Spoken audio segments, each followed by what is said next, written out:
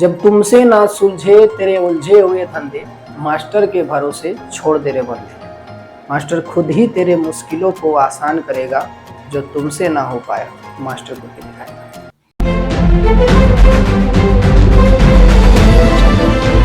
Good morning बच्चों, आप सभी का स्वागत है फिर से हमारे इस प्यारे चैनल डू फॉर यू पर।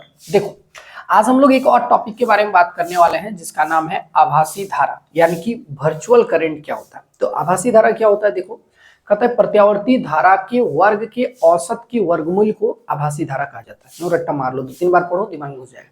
प्रत्यावर्ती धारा के वर्ग के औसत के वर्गमूल को आभासी धारा कहा जाता है। देखो थोड़ा सा और थोड़ा बात करते हैं। देखो ये तो डिफिनेशन था, थोड़ा सा पीछे वाला बताते हैं जो पिछला वीडियो मैंने आप लोग को बताए थे कि किसी कुंडली में प्रेरित विद्युत वाहक बल का जो फॉर्मूला आया था वो आया था E बराबर ई नॉट साइन ओमेगा टी, और कुंडली से बहने वाली धारा का फॉर्मूला था I बराबर I naught sine omega T.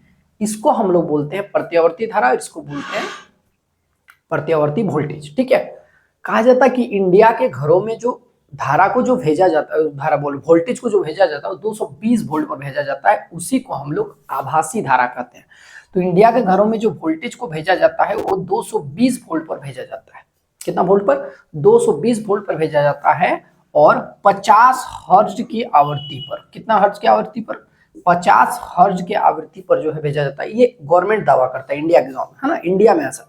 तो इंडिया में कितना वोल्टेज पर भेजा जाता है? 220 वोल्ट पर, और 50 हर्ट्ज की आवृत्ति पर जो है प्रत्यावर्ती वोल्टेज को भेजा जाता है। ठीक है, अब देखो जिसे हम आभासी वोल्टेज कहते हैं, आभासी मतलब जो हम देखते हैं, जो लिखा रहता है, ठीक है, जो फील करते हैं, वो कितना होता है? 220 वोल्ट। बट एक्चुअल में इतना नहीं होता, इससे ज्यादा भी होता है। बताइए एक्चुअल में कितना होता है? जो मैक्सिमम करंट होता है वो होता है ई नॉट बराबर 311 वोल्ट। मतलब प्रत्यावर्ती वोल्टेज पढ़े हैं कि फ्लक्चुएटिंग करंट होता है ये, सॉरी फ्लक्चुएटिंग वोल्टेज होता है, ये वोल्टेज अप एंड डाउन कर सकता है।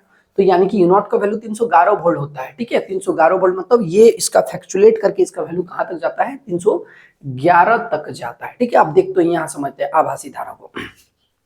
आभासी धारा क्या है अभी बताएं? प्रत्यावर्ती धारा के वर्ग के औसत के वर्गमूल को आभासी धारा कहा जाता है। फिर से बोल रहे हैं, प्रत्यावर्ती धारा के वर्ग के औसत के वर्गमूल को आभासी धारा कहा जाता है। आभासी धारा का जो मान होता है, ठीक है, आभासी धारा का मान, तो आभासी धारा का मान कितना निकल के आता है? देखो आभासी धारा को बोलते हैं IV, और आभासी धारा का मान निकल के आता है I not by root two. कितना आता है बोलो? I not by root two. समझ में आ गया? कितना होता है बोलो? I not by root two होता है।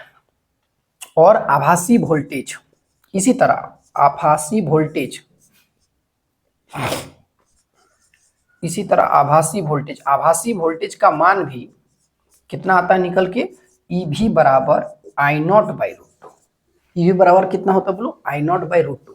अगर EV का वैल्यू अगर पुट करें यहाँ पर 220 वोल्ट, तो यहाँ ये फॉर्मूला बस याद रखना, तो यहाँ क्या होगा? ई नॉट बाई रूट टू होगा, और यहाँ से जैसे ई नॉट निकालोगे, ई नॉट क्या है? मैक्सिमम वोल्टेज है, तो यहाँ से ई नॉट जब निकालोगे तो लिखोगे 220 गुने रूट टू, यानी कि इसको जब सॉल्व करोगे 220 गुने 1.414 से और मल्टीप्लाई करोगे तो 311 वोल्ट निकल के आएगा। कितना वोल्ट निकल के आएगा?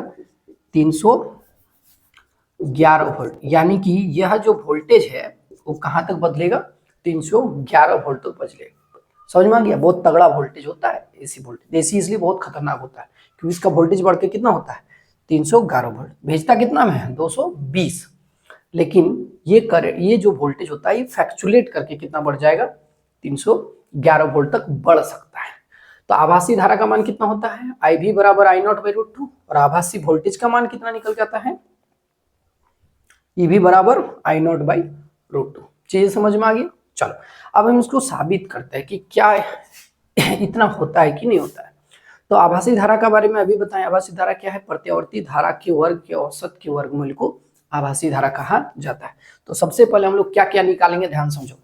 तो हम लोग इसी को बोलते हैं root mean square value of alternating current, है ना, RMS वैल्यू, इसी को कहा जाता है root mean square value of alternating current, जिसका वैल्यू निकल के आता है IV बराबर I not by root two. ठीक है ना, चलो देखते हैं। तो पहले क्या करना है, प्रत्यावर्ती धारा लेना है, प्रत्यावर्ती धारा का फिर वर्ग लेना है, फिर उसका औसत निकालना है और फिर उसका क्या निकालेंगे, वर्गमूल। तो एक पूर्ण चक्कर के लिए, पूर्ण मतलब प्रत्यावर्ती धारा एक चक्कर पूरा करेगा इस तरह ऐसे, और ये पूर्ण चक्कर कितना समय में पूरा करता है, टी समय में। तो टी समय में एक चक्कर पूरा कर देता है। तो पूर्ण चक्कर, अच्छा प्रत्यावर्ती धारा का मान अगर देखा तो प्रत्यावर्ती धारा का मान होता है आई बराबर I naught sine omega t, आई बराबर I naught sine omega T. तो कहता है एक पूर्ण चक्कर के लिए प्रत्यावर्ती धारा के वर्ग के औसत के वर्गमूल को आभासी धारा कहा जाता है। तो सबसे पहले हम निकालेंगे प्रत्यावर्ती धारा, प्रत्यावर्ती धारा। तो प्रत्यावर्ती धारा कितना आएगा बाबू, प्रत्यावर्ती धारा का मान आएगा आई बराबर I naught sine omega T. देखो समझ में आ जाएगा। अब निकालेंगे प्रत्यावर्ती धारा का वर्ग, प्रत्यावर्ती धारा का वर्ग लिखेंगे नहीं बार बार, इसका नोट्स आपको टेलीग्राम चैनल पर बहुत बढ़िया से मिल जाएगा, ठीक है। जो चीज मैं समझा रहा हूँ कोशिश कर रहे कम समय में सारा दे दूं, सारा कॉन्सेप्ट बता दूं कम समय। तो कम समय में अगर सीखना है, टाइम कम समय में सीखना है तो थोड़ा सा शॉर्ट में तो करना पड़ेगा ना, बोलना पड़ेगा, लिखने में टाइम वेस्ट होगा। हर बात समझ में, तो थोड़ा सा हम बता दे रहे हैं, ठीक है।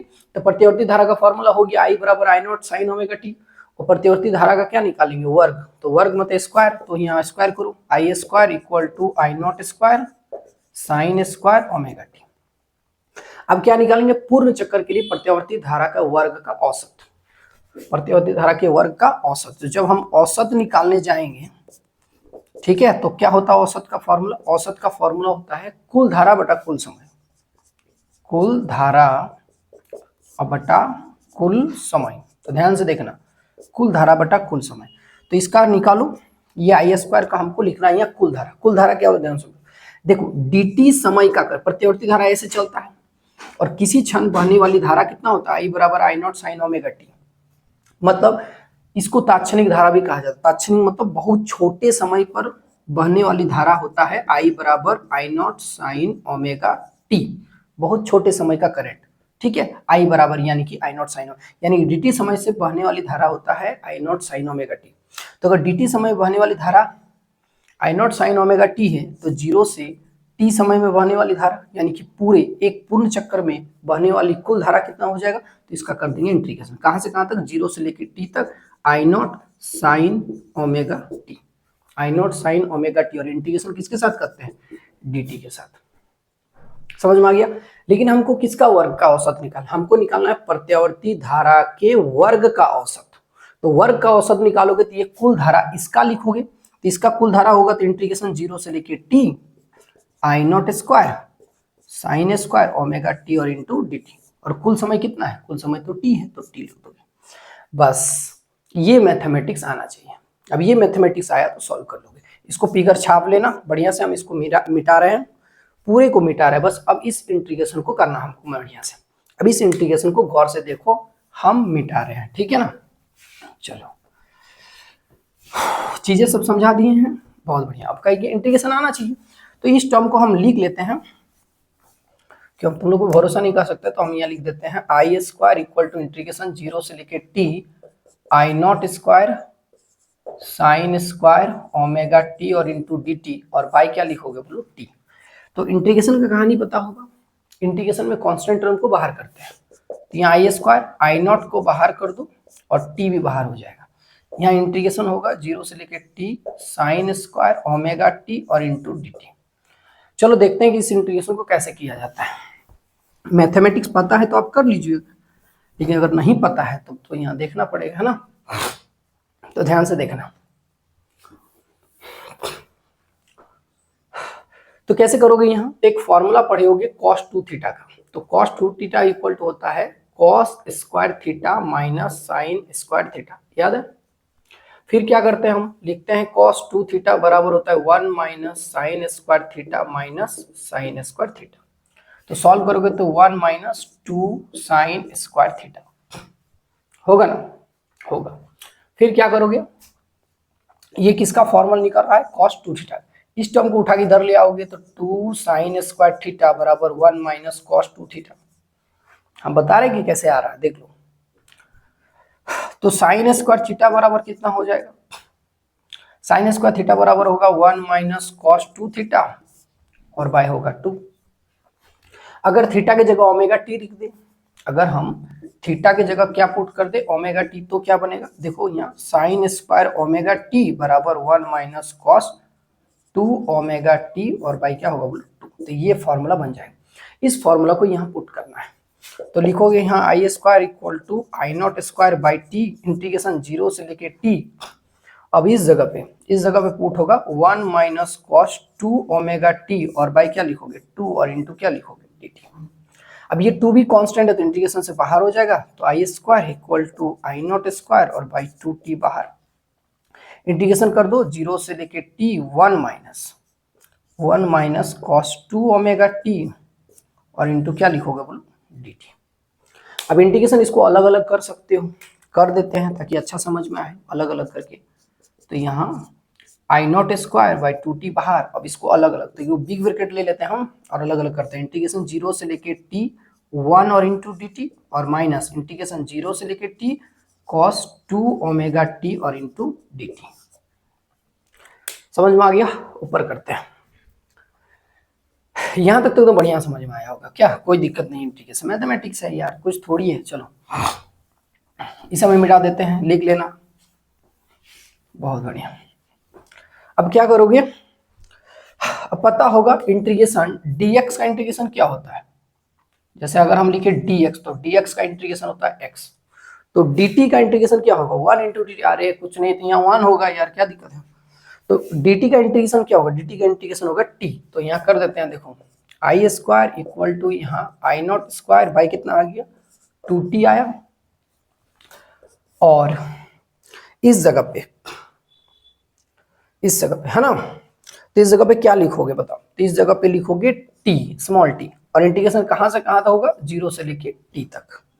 फिर माइनस दोगे, इसका याद रखना हम बगल में लिख देते हैं इंटीग्रेशन cos 2 ओमेगा t और इंटू डी टी। इसका आंसर होता है बाबू, ठीक है, sine omega T, sorry sine 2 omega T, sine 2 omega T by 2 omega. इसका इंटीग्रेशन ये होता है, मैथ में पढ़े होगे है ना।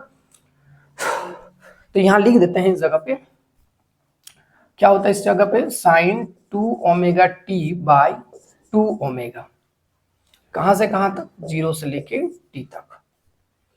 समझ गया। अब इंटीग्रेशन में क्या होता है, एक बार अपर लिमिट पुट करते हैं, फिर माइनस देते हैं, फिर लोअर लिमिट पुट करते हैं। तो ये भी बता दे रहे हैं, देखो यहाँ आई स्क्वायर बराबर I naught square by 2t और सबसे पहले अपर लिमिट, तो upper limit minus lower limit, फिर माइनस यहाँ अपर लिमिट, तो t की जगह अपर लिमिट होगा। तो यहाँ लिखोगे साइन 2 ओमेगा और t की जगह कैपिटल T और बाई 2 ओमेगा और माइनस t की जगह 0, तो साइन इसके एंगल में पूरा 0 आएगा, तो लिख देते हैं यहाँ साइन 0 डिग्री और बाई 2 ओमेगा। हालांकि 0 ही होने वाला है और उसको बिग ब्रैकेट में फिर से बंद कर दिया। ठीक है, अब नीचे देखो, ठीक है ना।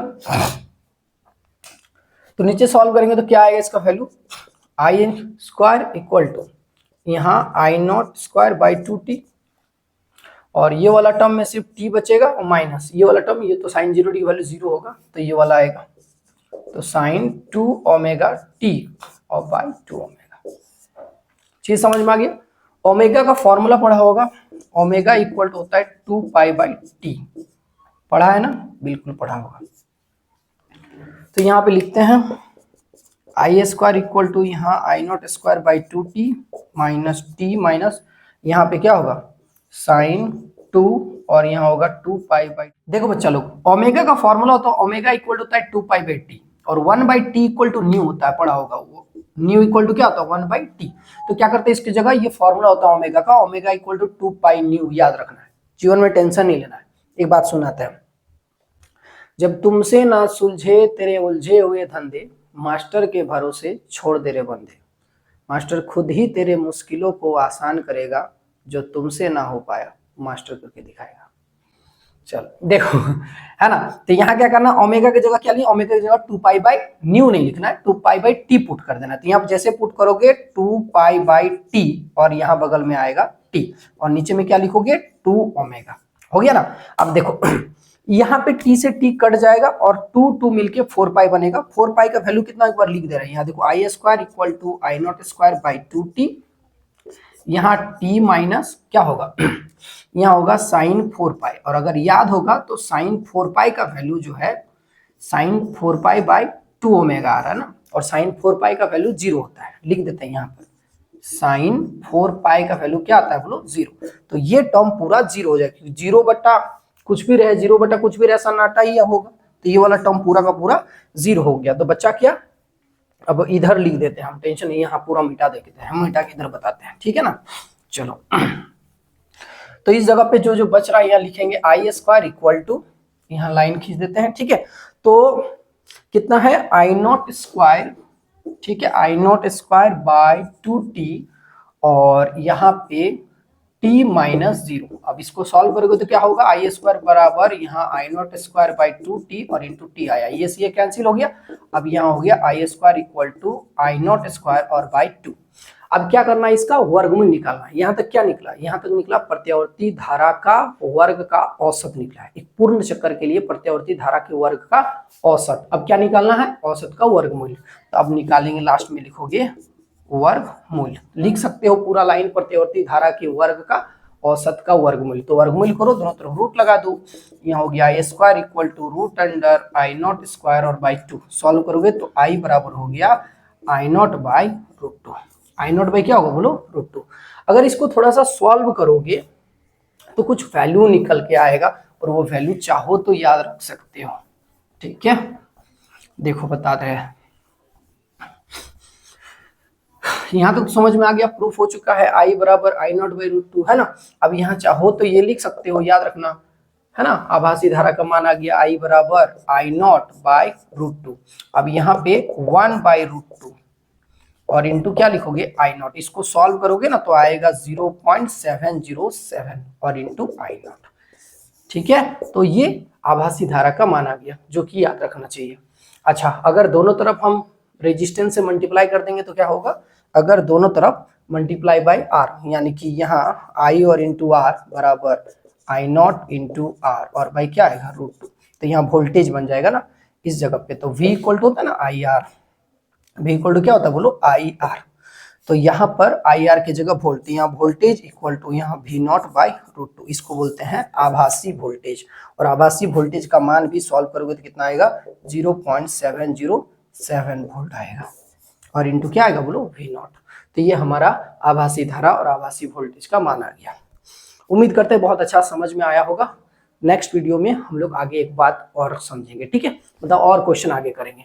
एक चीज और यहाँ याद रखना कि कुंडली की आवृत्ति omega equal to 2 pi nu, दुष्ट कहीं का दुष्ट है।